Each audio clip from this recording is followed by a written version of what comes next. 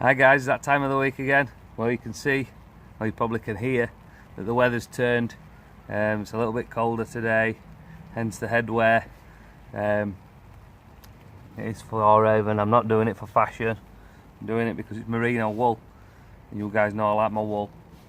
We're going to be talking, continuing our talk about the Victorinox range of knives today, and the features on those knives and the tools on those knives. But I'd just firstly like to say congratulations to Joe Price for getting his Pathfinder Scout badge this week, and his certificate. It looked like a really tough course, so I'm well proud of you, buddy. Now it's time to rest up a little bit and get some food down you, because it didn't look like you were eating much over there.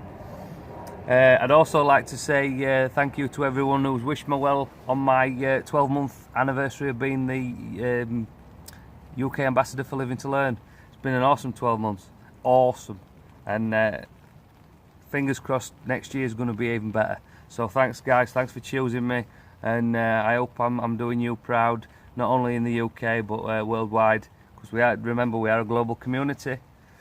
Okay, so let's crack on. Right. What I'm going to talk to you a little bit about today, we did the hook last week. I'm going to talk to you about one of the most important features in my mind. We mentioned it briefly before, but what we're going to talk about today is the awl. You see that one? That's the awl on the what we've called in the past the Soldier series, the Alox, Pioneer, the Farmer, the Harvester, the Electrician. They're all variants around that blade, that knife, and they all have the fantastic up front awl, the blade-like awl. It is absolutely superb, guys. But you've all got an awl. You've all got an awl. The Celador knives, the plastic scaled knives, they have an awl as well. In my opinion, not quite as good, but it's still a useful bit of kit. So I'm just going to adjust the camera a little bit so you can see what I'm going to be doing. And we're just going to do a bit of a test, just for my curiosity more than anything. We're going to do a little bit of a test on the actual Soldier series Alox awl against the old school Celador awl, and see which one's. I know which one's better, but I'm just going to show you the differences, and you know, in just straightforward boring a hole in a piece of wood. So I'm just going to adjust the camera now, so stay with me guys. Okay, so despite the crappy weather, I managed to find some dry wood. Now say for example you wanted to do a pivot point, or you wanting to do you've finished a spoon or a spatula and you're just wanting to bore a hole in it so you can hang it up or put some cordage through it, or you're making a net needle, anything like that, any job where you need to bore a hole, you could use your blade, you know, there's nothing wrong with that, but turning the blade sideways, it's going to affect that cutting ability of that knife. So if you've got a tool like this, you better to use a tool like this. So we'll go through quick and dirty with the Alox awl.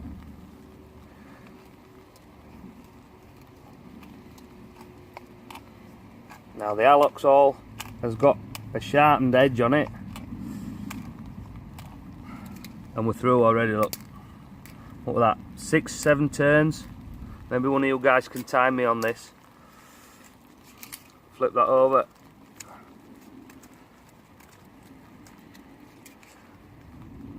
Got a hole all the way through. That's the Alox awl. Next up, the Celador. Now, these aren't as easy to get started, because you kind of have to remove your hand from the knife if you want to continue that drilling motion to get it started.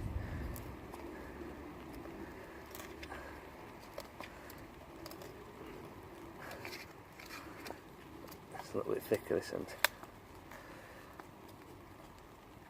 Not as comfortable, obviously. Just wanting to close up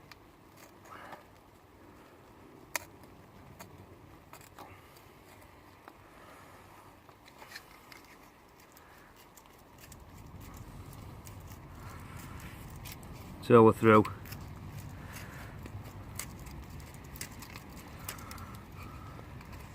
We're through 2 holes, same diameter roughly. But like I've said before, that one's not as comfortable, not as quick, and not as safe. It'll do the same job as this one, just not as quickly or as safely. So for my money, round 1 goes to the Alox. Right, so that's boring a hole. Next up, we're going to talk about fire lighting. Now, we all carry ferro rods, don't we? And we need a sparker for the ferro rod, so I'm just going to find a ferro rod. It's not my usual ferro rod, it's probably a one that's been kicking about for a long time. It's in my tinder pouch, tinder tin. It's just your Bogo, cheap backup ferro rod, no handle on it. Now what I discovered with these bad boys is that they do throw a hell of a spark. This sharpened edge here down at the bottom throws a hell of a spark, so I'm just going to get this bark off and we're going to see if we can throw some sparks. Yep, that's throwing sparks. See those? Obviously I'm firing them at you guys. It's not doing my phone any good, but hey ho, if anybody's seen my phone, you'll know it's not in best state because it's my work phone, so I'm not too worried. For anybody say, oh no, you're throwing sparks at your phone, you're going to burn screen on your phone, I don't care. So that's, you know, that's the Alox throwing sparks. Brilliant at throwing sparks. Now, I've not tried it with this, so it remains to be seen whether this will do the same job. Yeah, that'll throw sparks as well. Not as comfortable, I'm not sure whether it'll work lighting. Well, should we see? Should we see if we can get a flame with it? Let's get some of the old God's own tinder.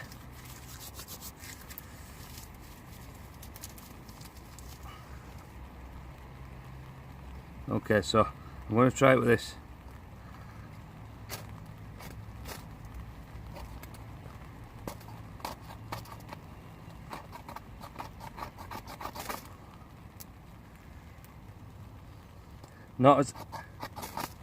Not as easy to throw sparks into your tinder with this. Not as easy at all. No, struggling there. But bearing in mind this log's damp, and it's a damp day, and that ferro rod's not the best. It's only one of your cheapo ones. So maybe it'd work with a bit of practice. You might be able to get good at throwing sparks with this. Right, next up is the Alox awl. So, yep, we've got flame. We've got flame there. Right, I think the reason this works is it's a sharpened edge, almost, you know, it's almost a cutting edge. But it's also kind of got this little rounded edge in there, and the ferro rod just sits in there nice, and it just, but also I think you've got that intuitive grip that you're used to using with the spine of your knife. So I think that's why that one works better. So yeah, so 2-0 to the awl. Another thing that the awl is great for, just put that away, is scrapings. So anything that's going to save your actual blade is good. So this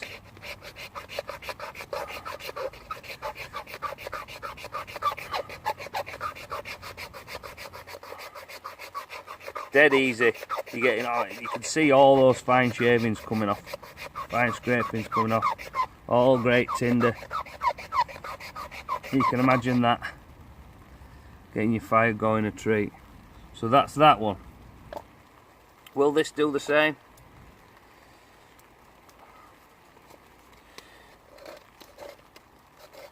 Well, it does after a fashion, but